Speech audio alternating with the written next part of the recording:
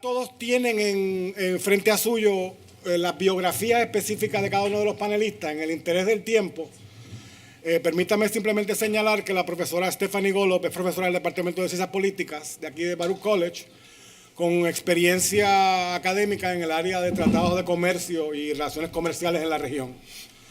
El colega y amigo Omar Ramírez Tejada, un biólogo de profesión que ha estudiado planificación y ordenamiento territorial y ha sido secretario de Estado de Medio Ambiente y Recursos Naturales en la República Dominicana y, como bien dijo el ministro, ha sido asesor de la presidencia. Y el colega y amigo y profesor Washington González, un doctor en Derecho de la Universidad Autónoma de Santo Domingo, Primada de América, y profesor universitario en varias universidades del país en materia de asuntos laborales y asuntos migratorios. Le vamos a pedir a nuestros panelistas que empiecen con una discusión en sus áreas de temática.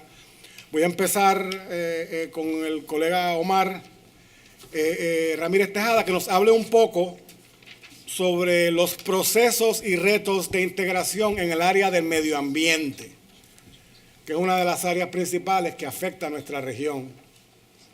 Y como usted sabe, cuando viene un ciclón o viene un evento ambiental, no solo se dedica a afectar a un territorio o a un país, sino que arrasa y se lleva a la zona completa. Entonces, para cuestión de preparación y prevención, tanto como para asuntos de remediación, tener una discusión clara sobre el tema ambiental va a ser fundamental. Después le voy a pedir al colega Washington González que nos hable un poco del tema de trabajo y seguridad y después le voy a pedir a la profesora Golub que nos dé unos comentarios iniciales en el área de comercio y después seguimos con un par de preguntas de seguimiento y una oportunidad para los compañeros y compañeras del público que hagan alguna pregunta. Sin más, distinguido, por favor. Muchas gracias. Muy buenas tardes a todos y a todas. Para mí es un honor estar aquí en Nueva York y sobre todo en esta prestigiosa academia. Quiero agradecer a todas las autoridades dominicanas que tienen sede aquí, también al señor Rangel y a todos los estudiantes que están aquí presentes en un acto de solidaridad con la República Dominicana. Lo primero que tengo que decir es que el tema ambiental es un tema imperativo en el siglo XXI y sobre todo es un tema que también ha traído grandes expectativas en esta era del conocimiento. Para nadie es un secreto que el medio ambiente es un todo y al ser un todo es un elemento cohesionador donde todos los estados, los 195 estados, tienen que estar preocupados porque el entorno está en peligro. Y hay un sinnúmero de tratados internacionales, convenios, que después de la Segunda Guerra Mundial, para ser específico, se han firmado más de 48 convenios y tratados internacionales en el marco de las Naciones Unidas, aquí en Nueva York. Pero le decía a nuestro embajador Cortorreal que tuve el placer de acompañarle cuando la República Dominicana el día 22 de abril de 2016 firmó precisamente el Acuerdo de París, de que nunca, desde la Segunda Guerra Mundial hasta acá, ningún instrumento jurídico internacional había sido firmado con tal celeridad que 178 partes lo hicieron en menos de un mes. Y eso dice claramente la voluntad de la comunidad internacional de proteger el entorno y sobre todo del fenómeno del siglo XXI que es el cambio climático. Y ese cambio climático ya ha cobrado vidas en nuestra región. Para darles un dato específico, el Banco Mundial publicó recientemente en su trabajo sobre el Caribe que en los últimos 10 años 1.3 millones de caribeños han muerto, pero no conforme con ello, 4.4 millones de desplazados climáticos. De los desplazados, el experto está aquí, en migración, pero es importante que sepan que las causas fundamentales en el Caribe no solamente son puramente económicas del desplazamiento, sino también son desde el punto de vista ambiental. Un aspecto también importante que debemos destacar: los caribeños y los latinoamericanos consideramos en este hemisferio que la atmósfera, el agua, y todos los elementos son un bien público. Es un bien al cual todos los que estamos aquí tenemos derecho a su uso, disfrute y sobre todo hacer de él un uso sostenible en el tiempo. Por eso es que, como lo consideramos un derecho, tenemos que hacer una defensa y una protección efectiva y eficaz de los recursos naturales en nuestra región. Por eso, nunca ha habido resistencia en materia ambiental al aspecto de la integración. Por eso ustedes ven que la República Dominicana, y quiero hablar ahora del rol que ha jugado en el marco de esta integración nuestro país, un país puente, latinoamericano, caribeño y americano. En nuestro hemisferio de 35 países, prácticamente la República Dominicana lleva el liderazgo, como muy bien lo dijo el ministro Mejía, en la integración y sobre todo la integración regional, caribeña y latinoamericana. Un elemento que cohesionó esa integración fue la globalización. Y la globalización empujó a nuestros países a que teníamos que tener posiciones comunes sobre los temas comunes, como la atmósfera, el uso del agua, el uso de los recursos naturales y demás. Para Latinoamérica y Caribe es obligado el desarrollar respuestas coordinadas entre los estados y sobre todo entre los actores dentro de los estados, que eso es un aspecto muy importante de la integración. La integración no solamente se da entre los estados, sino que ayuda y empuja a que dentro de los estados se lleven posiciones comunes en los diferentes actores políticos. Y eso es algo que para República Dominicana ha sido una lección aprendida de que la integración ha ayudado a cohesionar a nuestros estados, pero también ha ayudado a cohesionar a la clase política de esos estados que tienen la responsabilidad de dirigir los destinos de esos países. No quiero alargar mucho, voy a terminar con un aspecto muy importante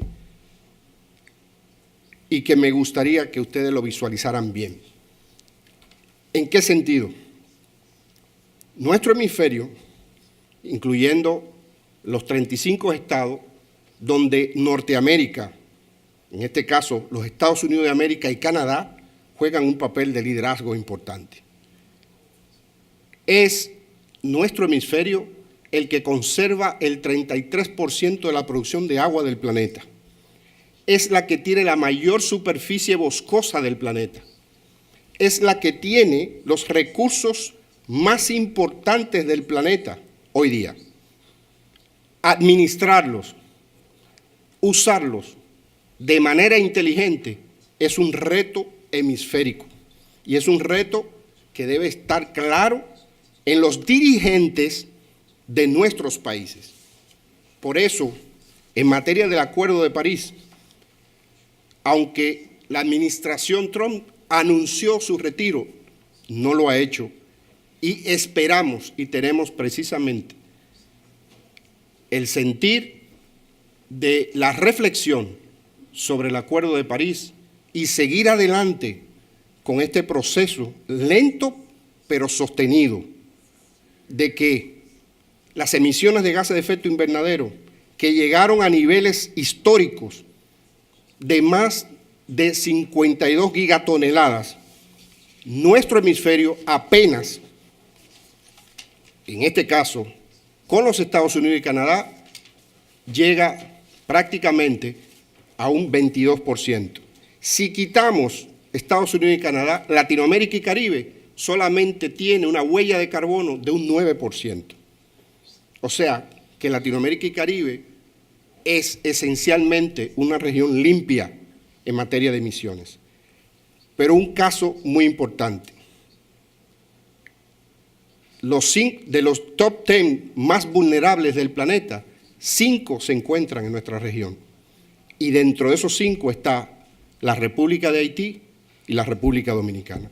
Por eso, en materia de cambio climático, es urgente una respuesta global para que no siga afectando precisamente a los países más vulnerables como los países latinoamericanos y caribeños. Quiero dejarlo hasta aquí para luego seguir la pregunta. Gracias. Muchísimas gracias. Sí, sí.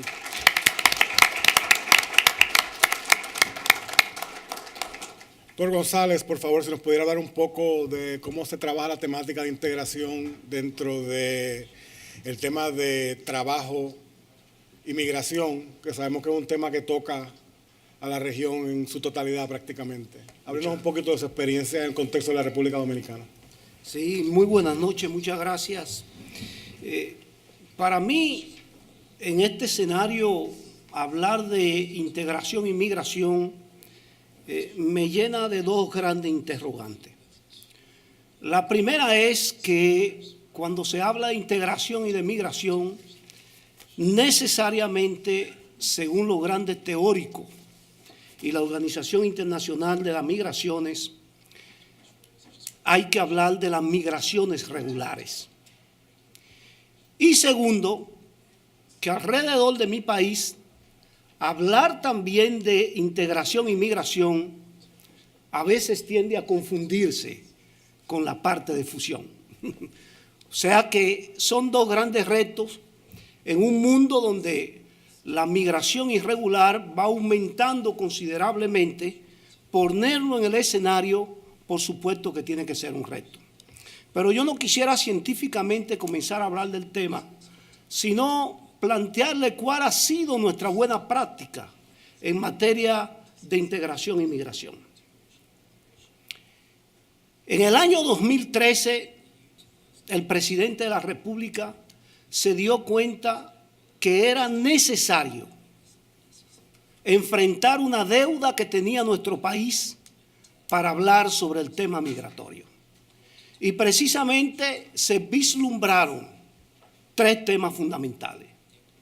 El primero fue basado en una reorientación de la política migratoria, completar la normativa nacional. El segundo tuvo que ver con la gestión migratoria laboral. Y el tercero, fundamentalmente, tenía que ver con una gestión eficiente de frontera. Por supuesto que el que ocasionó mayor regocijo y mayor expectativa en la población fue el tema de la puesta en ejecución del Plan Nacional de Regularización de Extranjeros.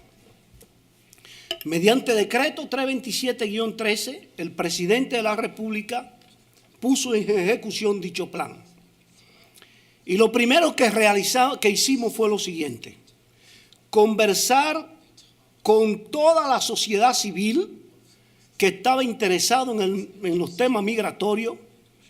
Segundo, conversar con la comunidad internacional, ACNUR, Organización Internacional para las Migraciones, todas las embajadas acreditadas en el país y, ¿por qué no?, también con la UNICEF, y plantearle qué nosotros pretendíamos hacer con el plan de regularización.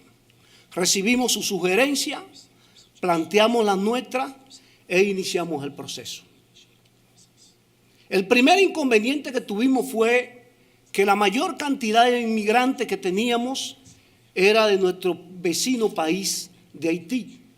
Y no estamos hablando de una regularización de la condición migratoria, sino de la documentación. Ojo, documentación. Un país que en más de un 80% no tenían documentación sus nacionales. Y ese era el mayor reto entonces que nos comenzábamos a iniciar. Pues entonces eso le costó al país 45 millones de dólares. Un país pobre, con dificultades. Y el proceso fue eminentemente gratuito. Y estuvo dirigido, como le decía el ministro Mejía, a todos los extranjeros que se encontraban en el país pernoctando de forma irregular. Ustedes tienen conocimiento de que nuestro país no tan solo es un país de destino, es un país también de origen, un país de tránsito. Más de 1.800.000 dominicanos pernoctan en el exterior. Más de 5.100.000 extranjeros pasan por nuestro país en calidad de turistas. Y se cuestiona qué cantidad de extranjeros pernoctan en nuestro país. Algunos dicen que son 2 millones, otros dicen que es 1.500.000, otros dicen que son 800.000. En mi pueblo, en San Juan de la Maguana, el Cercado, en la región sur, decimos que hay que verlo con ojo de buen cubero. Quiere decir que si en mi barrio, cuando me levanto, veo muchos extranjeros, entonces yo digo que hay 2 millones. Si veo que casi no hay muchos extranjeros, digo que hay 1 millón. Y si no veo, digo que hay 600.000. Entonces, ¿cómo comenzamos un proceso cuando tú científicamente no tienes una estadística bien clara de qué cantidad existen? Por supuesto, si hay condición migratoria irregular, tú no puedes saber qué cantidad hay, es imposible. Pero tiene que tener por lo menos un levantamiento de qué cantidad de extranjeros por lo menos pernoctan en el país. Bueno, pues nos tomamos la encuesta del 2012 y comenzamos a trabajar. Permítanme decirle que durante todo el proceso participaron 288.000 extranjeros. Nosotros no habíamos tenido la primera experiencia en un proceso de regularización de extranjeros. Y en un año inscribimos 288.000 y lo más importante, obtuvieron documentación más de 259.600. Nunca en América Latina se había hecho un proceso, y en el mundo tal vez en proporción, de regularización con esta calidad y con esta cantidad. Bueno, hicimos el proceso de regularización, pero vino una crítica desde el exterior muy grande. ¿Qué van a hacer con las personas nacidas en República Dominicana, hijas de padres extranjeros con condición migratoria irregular? ¿Qué pasaría? Ahí comienza la comunidad internacional a decir que había un proceso de desnacionalización. Bueno, el presidente de la República hizo una segunda consulta y sometió un proyecto de ley al Congreso, porque este no era un tema del gobierno, era un tema de Estado, fundamentalmente. Y se aprobó la ley 169/14 y determinó lo siguiente, que le puso fin jurídicamente y prácticamente al tema. Primero, que todos aquellos nacidos en República Dominicana, hijos de padres con condición migratoria irregular, no son dominicanos, sin embargo tienen su residencia permanente. Primero. Segundo, que todos aquellos nacidos en República Dominicana, hijos de padres extranjeros con condición migratoria irregular, pero inscritos en los libros, en el libro civil, erróneamente son dominicanos, porque esas personas no tenían la culpa de que un oficial civil lo haya inscrito irregularmente, porque lo que procedía en ese momento era que lo inscribiera en el registro de extranjeros. Entonces, en esa condición eran 55.000 personas, y esas 55.000 personas han estado pasando por la Junta Central Electoral, verificando su nombre y conservan su condición de dominicano. Por supuesto, esos 55.000 no van a aparecer muchos. Hay muchos que viven en otro país, otros murieron, etcétera, etcétera. Pero eso resolvió el gran problema que se había presentado. Ya aquellas personas que habían dicho que todo era un proceso y que era un proceso que era mentira, bueno, pues después al final la OEA y todos los organismos internacionales han reconocido que es un elemento de buena práctica en todo el mundo. Yo no quisiera terminar mi intervención sin que antes le dé un pequeño toquecito al tema de integración y migración per se. ¿Cómo se integra un inmigrante a la cultura, a la educación, a la salud, a la economía de una ciudad, de una población del cual él no es origen. Es una cuestión complicada, y más cuando, repito, es una migración irregular. Es una cuestión complicada. Sin embargo, le voy a dar 3 datos para terminar. Más de 52,000 estudiantes preuniversitarios y universitarios, principalmente de nacionalidad haitiana, están en las universidades y en la escuela nuestra. Escuela absolutamente gratuita. Y en la universidad también, en los últimos años, en la Universidad Autónoma de Santo Domingo también es gratuita.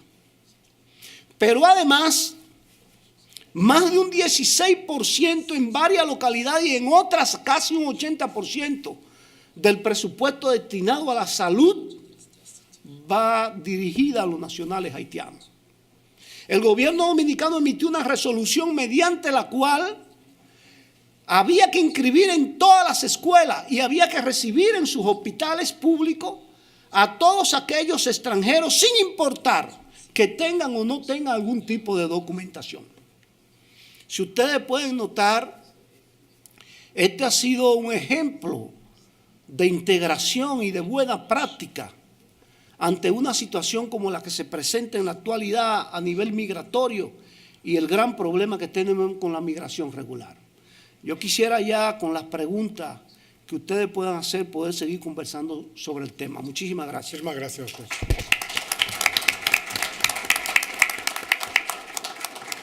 Cuando hablamos del tema de integración, típicamente pensamos en intercambios económicos, en intercambios comerciales, aunque sabemos que los intercambios que se dan en la región envuelven áreas culturales, áreas artísticas, deportivas, institucionales, políticas, y también multiplicidad de contactos personales y familiares. Pero en el área específica de comercio, economía, profesora Golub, ¿nos puede conversar un poco sobre cómo está la discusión de integración regional en Latinoamérica y el Caribe con respecto a comercio y economía? Pues sí, muchas gracias a Héctor por esta oportunidad. Muchas gracias, estoy encantada, es un honor y un placer estar con ustedes, ministros, y también con todos ustedes. También quiero reconocer y agradecer a mis alumnos que están ahí, que están aquí y también me inspiran todos los días de aprender más de este hemisferio. Muy bien, pues yo voy a dar un contexto un poco más global, porque estamos en la edad de la globalización, pero también estamos en este momento en un momento de mucha incertidumbre en cuanto al régimen de instituciones, en cuanto al comercio internacional. Y también quiero enfocarme también en la incertidumbre que ha pasado primero con lo que pasó con el TELCAN, el NAFTA, que ahora se llama en inglés alguien en el Wall Street Journal lo ha llamado USMCA. USMCA, el nuevo, la nueva iteración del NAFTA. Estamos hablando del cambio en términos de ambos ideológicos y también prácticos de la política comercial de Estados Unidos en cuanto a sus vecinos y también en términos del mundo. Esa es una administración transaccional.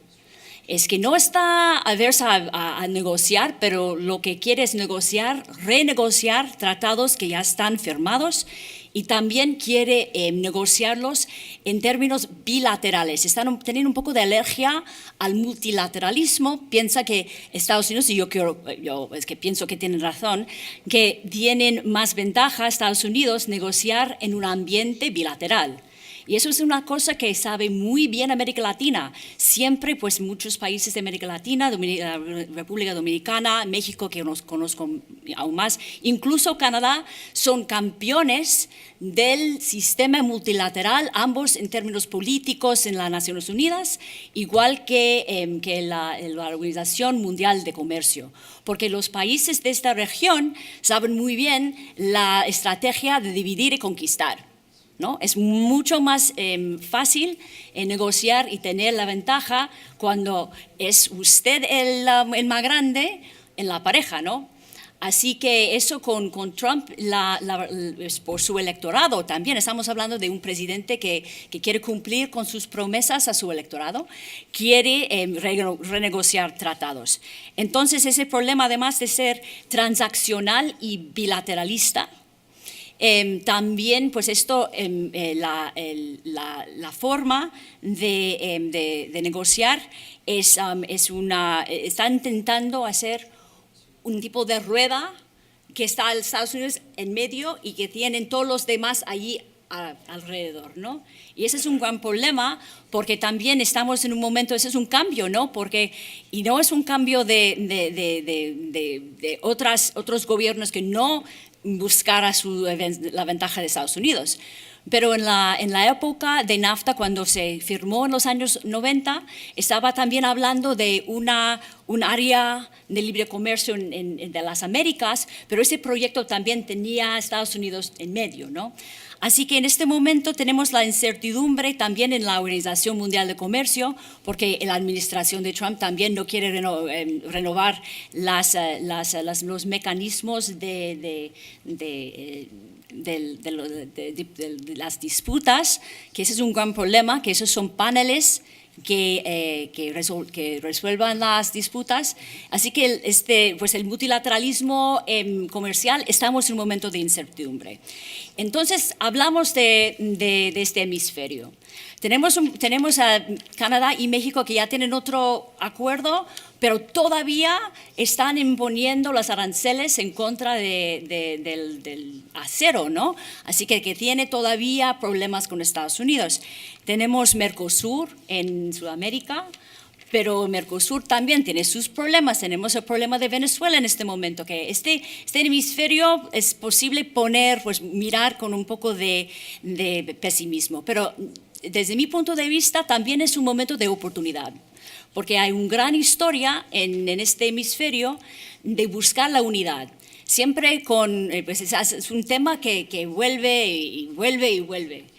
Y yo creo que en este momento, aunque veamos en la Unión Europea problemas de integración, ¿no? Que tenemos el Brexit y rechaza esa idea de integración económica, yo creo que en este hemisferio tenemos una gran oportunidad, porque la posibilidad de avanzar en regiones ya lo hemos visto con el área de Asia, ¿no? Es que la administración Trump se ha apartado del Tratado del Pacífico, pero los otros países han avanzado con el tratado, han dicho, pues ya, que usted no viene con nosotros, ya venimos, que ya vamos a cenar, ¿no? Es que vamos a continuar con esto.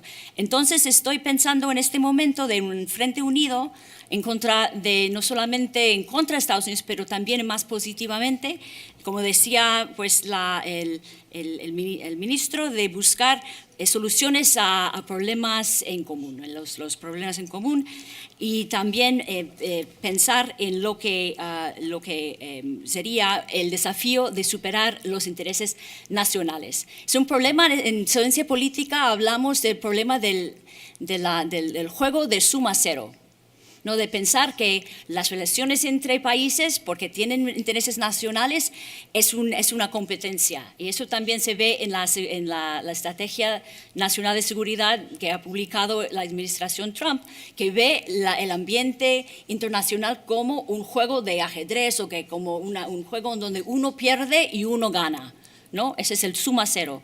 Pero en el comercio, como hemos visto en el OMC y en otros ambientes, se pueden ganar más de un jugador.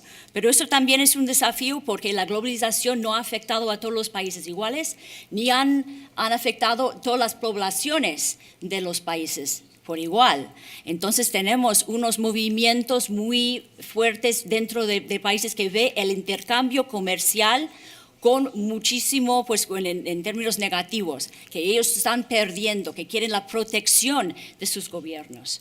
Entonces vemos la retórica en Brasil, Si vemos la retórica en otros países, también dice que son argumentos nacionalistas. Entonces ese es el desafío. Siempre, ¿no? Que tenemos problemas en común, pero los intereses propios siempre nos dividen. Así que ese es un problema. También creo que pues, liderazgo, como vemos en la República Dominicana y en otros países de este hemisferio, es muy importante, porque la soberanía en este hemisferio también siempre ha sido sagrado, ¿no? También por la amenaza de Estados Unidos, ¿no? Por las amenazas, pero si lo que hemos visto en el momento de la Unión Europea es que también es posible, y lo voy a decir en inglés, es posible to scale up, que significa que si estamos hablando de cooperar, se puede enfrentar los desafíos de la globalización. El gran problema de la incertidumbre con Estados Unidos es que todos los países de América Latina están buscando mercados.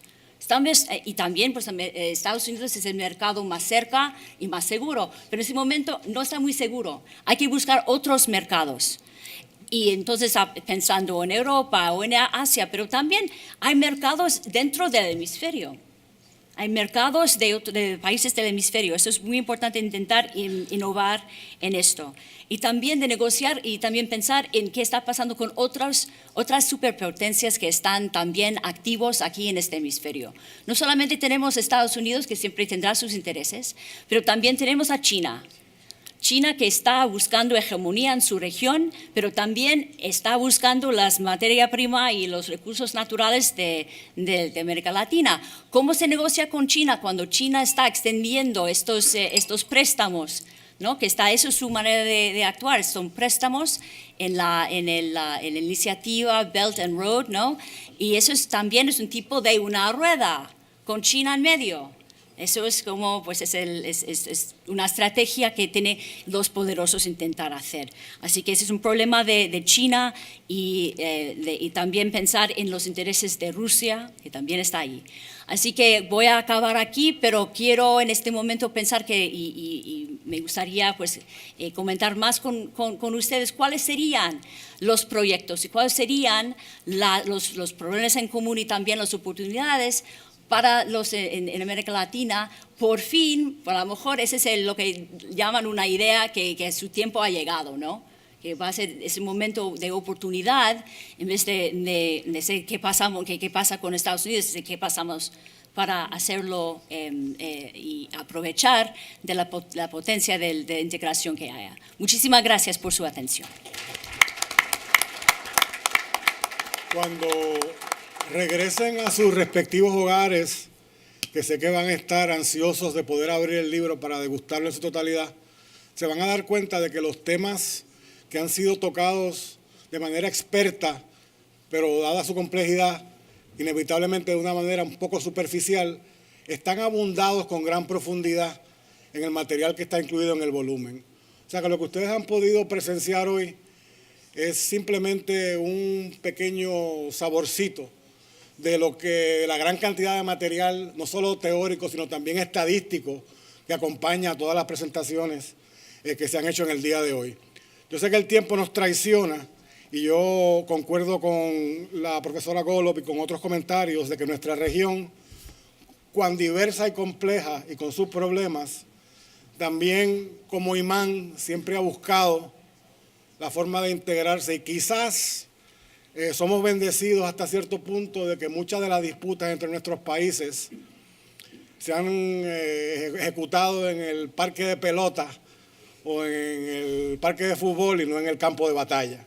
Y esperemos que en un futuro, dadas las tensiones que como quiera todavía existen en la región, con el liderazgo de personas como el ministro Mejía y otros, podamos verdaderamente buscar la forma de tener un diálogo un poco más profundo que nos lleve a buscar soluciones comunes. Me voy a tomar el atrevimiento de abrir por 30 segundos, un minuto, por si hay alguna persona que tiene una pregunta que no lo deja vivir y que la pregunta está gritándole por dentro tan y tan fuerte de que si no la hace en este preciso momento, que tiene la atención de todos nosotros, no va a poder dormir con calma.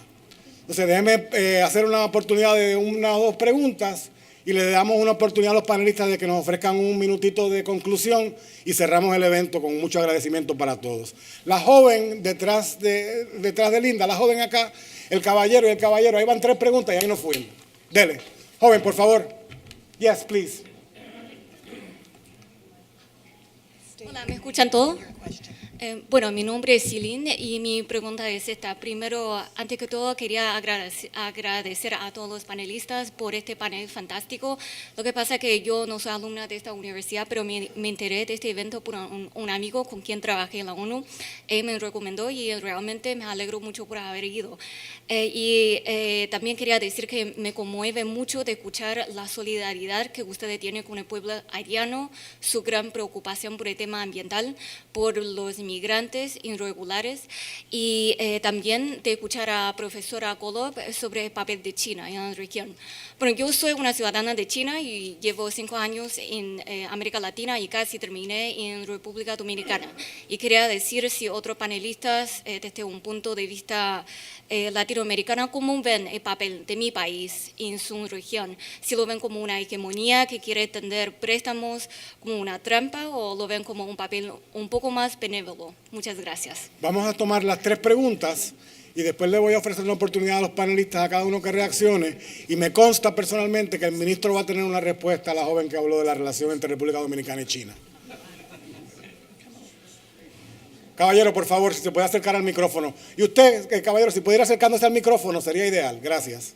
Sí, buenas tardes, ¿cómo está? Mi nombre es José Padilla. Me gustaría preguntarle a la doctora que si los Estados Unidos no se habría olvidado de su pueblo que tiene alrededor de América Latina, y ahora en este momento sería el momento preciso para que nos dé un poquito más de oportunidades de integración, un poquito más de importancia a la región. Se ha dado cuenta de que la región es más importante de lo que realmente se pensaba.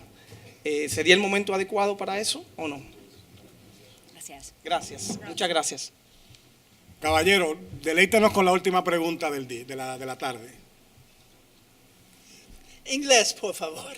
Usted dispara como usted entienda. Other way around. Y yo voy a tratar de traducir al español. O traductor, si usted quiere, puede tener acceso a la traducción completa, o nada más que a los que están escuchando por audífono. No, yo puedo hacerlo, pero sí. Vale, Ya. hazla tú. What are the stresses on the development of a democracy in the Dominican Republic because of all these integrations and relationships with other countries? There are sometimes win-win, sometimes win-lose. We see a lot of that, obviously, in the United States. Talking about internal stressors. Internal stresses brought on by this integration. ¿Cuáles son los tipos de estreses internos que ocurren dado al proceso de integración con inmigración irregular y con la interacción con otros países? Algunas de las tensiones que surgen. Bueno, vamos a dar una oportunidad a cada uno de los panelistas, empezando por ahí y terminando con el ministro, de que respondan de la medida en que entiendan apropiado y que acaso terminen con unos comentarios precisos. Por favor, Omar.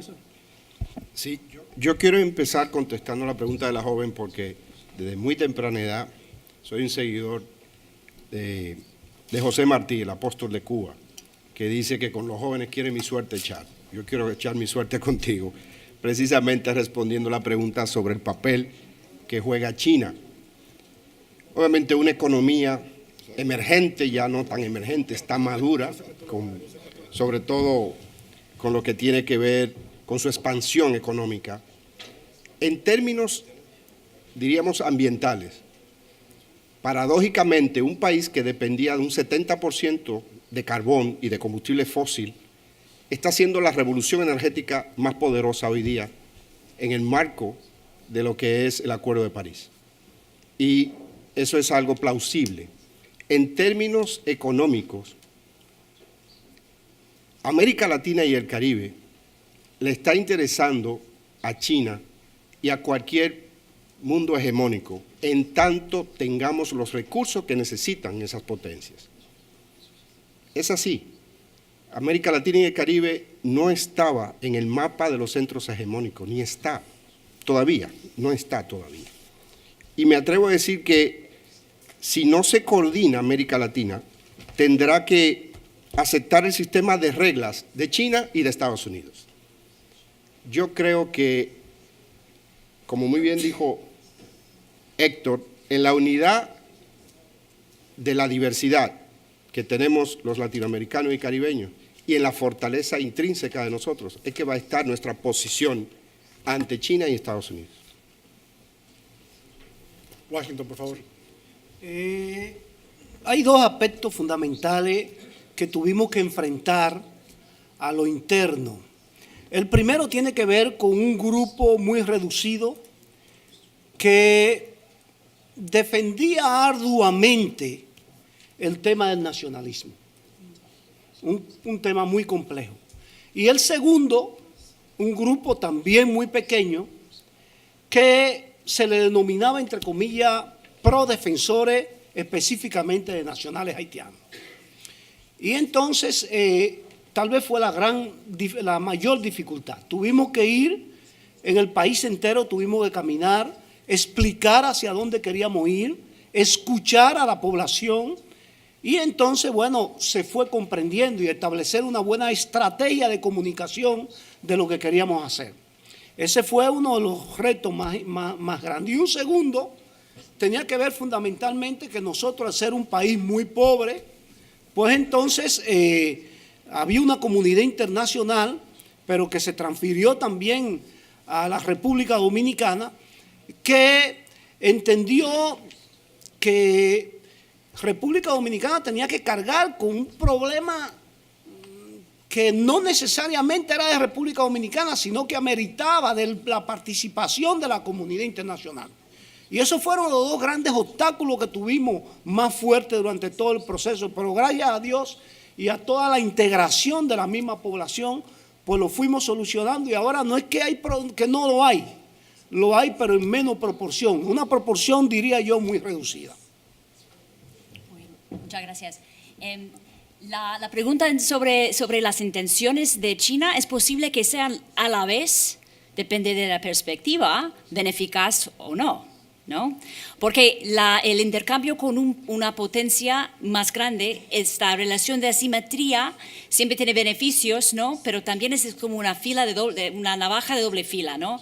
Entonces, yo creo que para los países de América Latina lo más importante es sacar provecho, porque tienen intereses ellos también, ¿no? Es que estar en esta relación es sacar provecho de los beneficios del intercambio comercial, de inversión y todo, porque China sí tiene muchos recursos y también el gobierno de China está buscando también una imagen en el mundo, ¿no? Está buscando una presencia y también un tipo de perfil en el mundo, ¿no? Pero también el problema es que cómo hacer esto, pero también entender los términos del trato, el término del intercambio para reducir la dependencia. Porque sería un error y también una pérdida, una oportunidad de intercambiar una dependencia para otra, ¿no? Y eso también de decir que no es obvio, pues no es inevitable. Y digo que también, siguiendo todo el tema aquí, habla de voluntad política. Hay voluntad política de integración, hay voluntad política de los gobiernos de estos países de intentar, pues si van a pues, negociar reglas o tratados, de hacerlo de una posición de fortaleza. Y también, lo siento mi intervención ya extiende, que para la otra pregunta, a veces el problema es la atención de Estados Unidos. ¿Sí? A veces cuando Estados Unidos está prestando atención, América Latina está interviniendo, ¿no? Entonces, que sí, yo, de mi punto de vista personal, yo creo que ya es momento de que mi gobierno, el gobierno de mi país, reconozca ya pues el valor y también lo que tiene este hemisferio y este continente de América Latina y el Caribe. Pero hay que tener cuidado de lo que quiere, porque a lo mejor lo recibe y también es una atención donde Estados Unidos piensa que se puede manipular o que da atención a la política doméstica. Así que eso también es un problema en las relaciones interamericanas. Profesora, le escucho diciendo que quizás hay un problema peor de que Estados Unidos no te preste atención. Que te lo preste atención, sí. Ok, Eso quería asegurarme de que ese era el punto que estaba trayendo la conversación. Ministro, por favor, cierre los comentarios del panel. Bueno, antes de cerrar los comentarios, pido la anuencia del auditorio para agradecerle a los comunicadores de República Dominicana que nos han acompañado, a Roberto Jerónimo, que anda por ahí, Jerónimo Show, a Freddy de Martínez, una figura emblemática de República Dominicana y del mundo, el Pachá, Santiago Pito Acevedo, anda por ahí, de la hermana República de Bonao, y Manuel Ruiz, de Telemicro, el sobreviviente. Qué bueno que te hayas repuesto tu salud y larga vida, hermano. Bueno.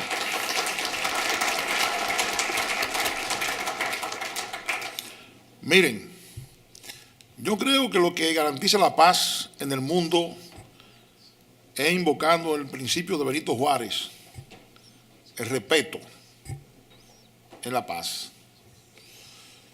el respeto al derecho ajeno en la paz.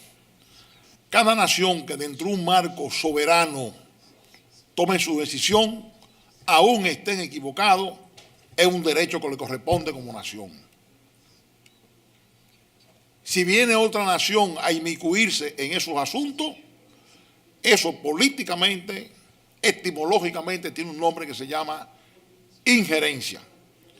Y cuando se producen las injerencias, vienen los conflictos, porque no hay respeto al derecho ajeno.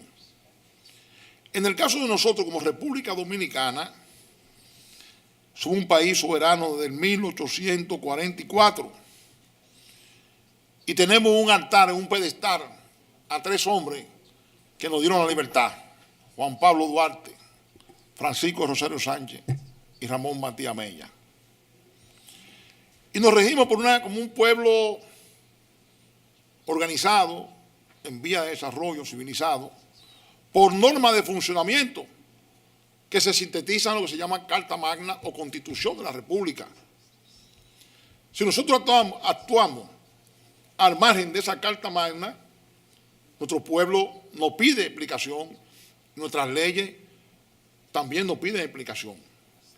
Nosotros tratamos de actuar en consonancia con nuestra Constitución, no de otra. El tema de China lo hicimos dentro de un marco soberano.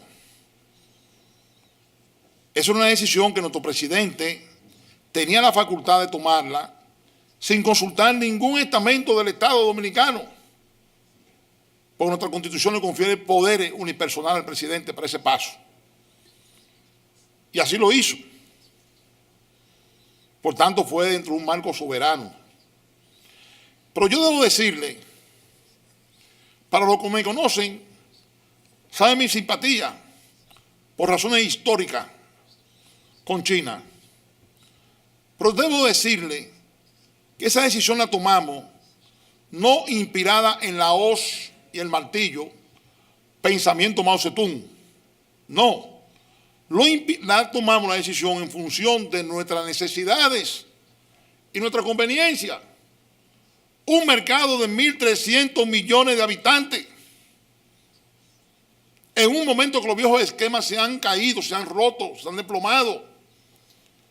Teníamos nosotros que hacer, como dicen los dominicanos del Cibao, hacer de tripa corazón para sobrevivir en medio del fracaso del modelo económico, porque tenemos una responsabilidad con nuestros conciudadanos. Y es de ahí que nuestro gobierno comenzó a diversificar su política exterior para accesar al nuevo mercado, que para nosotros era un mercado virgen, y para que esos mercados pudieran accesar a la República Dominicana. Entre ellos está China, está Vietnam, y están otros países.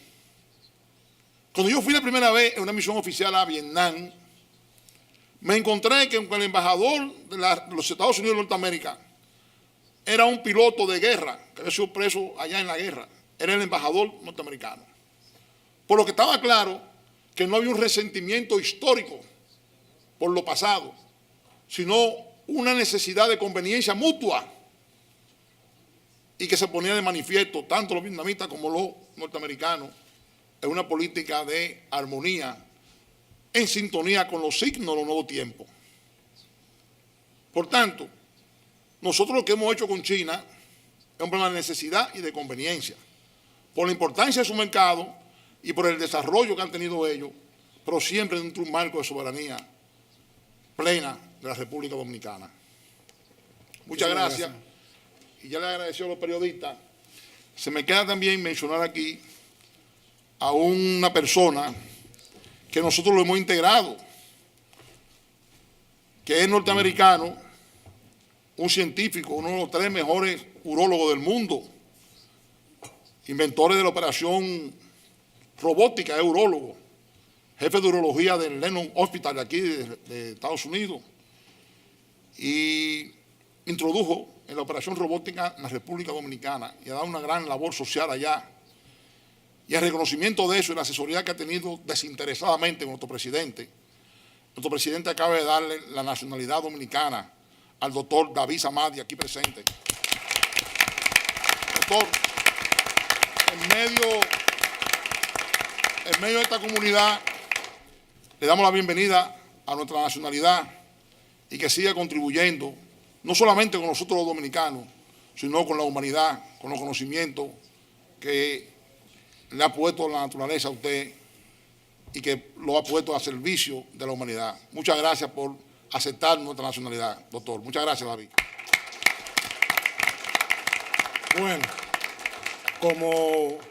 como buen boricua no podría no reconocer también que en el panteón de héroes de la República Dominicana,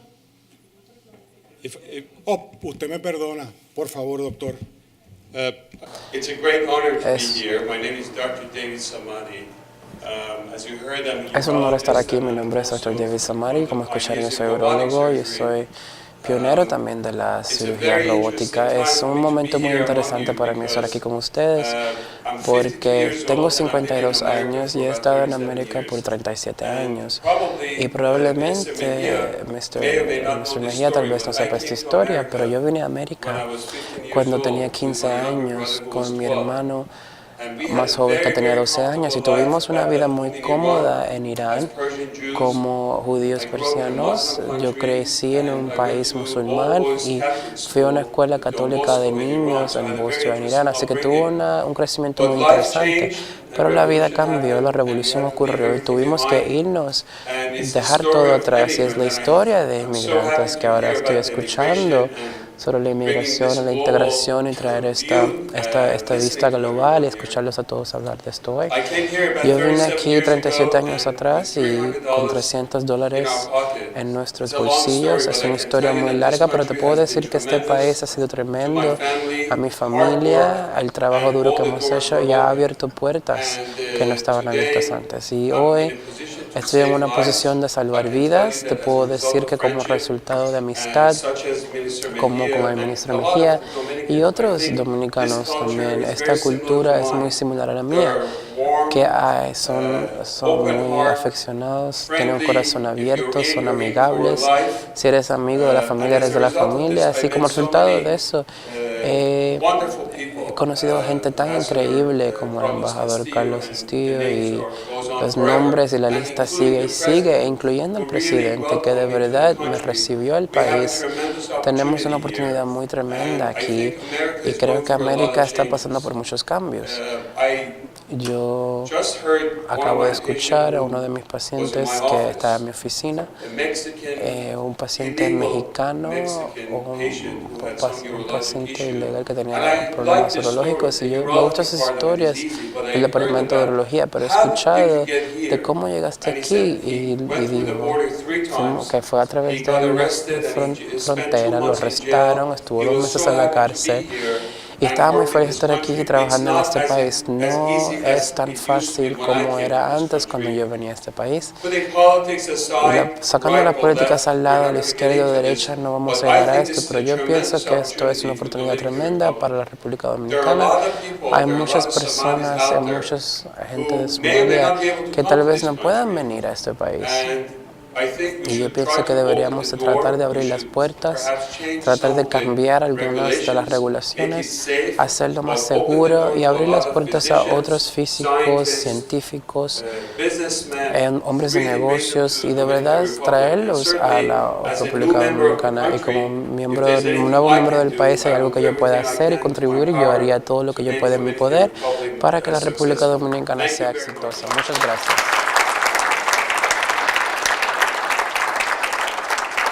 Eso es parte de la integración. Definitivamente, y es un aspecto que se da de la integración en los Estados Unidos también, entre nuestros diferentes países, que no es solo una relación a nivel nacional, sino que se convierte en una relación a nivel personal y a nivel cotidiano.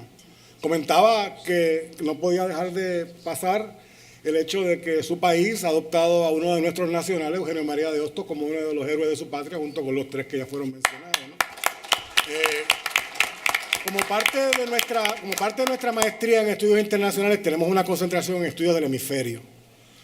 Tenemos suerte de estar en la ciudad de Nueva York, no porque podemos, como nos advertía Idanis, ir a darle cátedra al resto del mundo de cómo hacer las cosas, sino porque históricamente tenemos y hemos tenido representación cada día más y más nutrida de todos los países y territorios de la región latinoamericana. O sea que es un excelente sitio para aprender, como hemos podido hacer hoy, dándole la bienvenida a ustedes a que nos vengan a enseñar de su trabajo y de su experiencia. La ciudad de Nueva York se ha nutrido particularmente de una sólida migración de toda la zona del Caribe, del cono andino, y países como Colombia, Ecuador y Perú envían una pluralidad de sus inmigrantes a la zona de Nueva York, junto con Los Ángeles, Miami, Houston, Chicago. Nueva York se convierte cada día más y más en una ciudad latina, una ciudad latinoamericana y una ciudad caribeña. Y la latinidad en Nueva York tiene un sabor boricua y tiene un sabor dominicano. Existen varias mesas latinas en Nueva York donde nuestras comunidades se juntan, y estas son algunas de esas instancias donde se viven esos procesos de integración que hemos estado discutiendo esta noche. Es una región con gran diversidad, como dijimos, pero también con muchos retos. A mí me da mucho deleite a veces levantarme y pensar o saber que hubiese pensado Simón Bolívar y otros libertadores de Latinoamérica de que la integración regional se pudiese estar dando en las calles de Manhattan, en las calles de Queens, en las calles de Brooklyn, cuando ciudadanos de los varios países de la región, en la cotidianidad de su vivir, se juntan, hablan, aprenden, comparten y hasta en algunos casos se casan y tienen hijos unos con los otros. Usted supiera que el 13% de los hispanos en Estados Unidos tienen padres nacidos en 2 países diferentes. Son 2 países, eso no cuenta a los que tienen padres que nacieron en Estados Unidos con un papá es dominicano y otro papá es puertorriqueño, porque nacieron en el mismo país, pero son de 2 nacionalidades diferentes. O sea que somos parte de ese gran experimento, como decía mi abuelita, juntos pero no revueltos. Yo creo que somos parte de ese mosaico y agradezco, ministro, sus esfuerzos con respecto a la región y el liderazgo de la República Dominicana en tratar de siempre mantenernos con ese norte de la unidad, la comprensión y el diálogo. Agradezco de sobremanera que todos ustedes hayan tomado de su valioso tiempo para estar aquí en Baruch College con nosotros. Somos la universidad pública de la ciudad de Nueva York, somos la universidad suya, y gracias por estar con nosotros y por favor demanden y pidan más oportunidades para que nuestra institución responda a los intereses de sus comunidades. Esta es su casa. Gracias y buenas noches.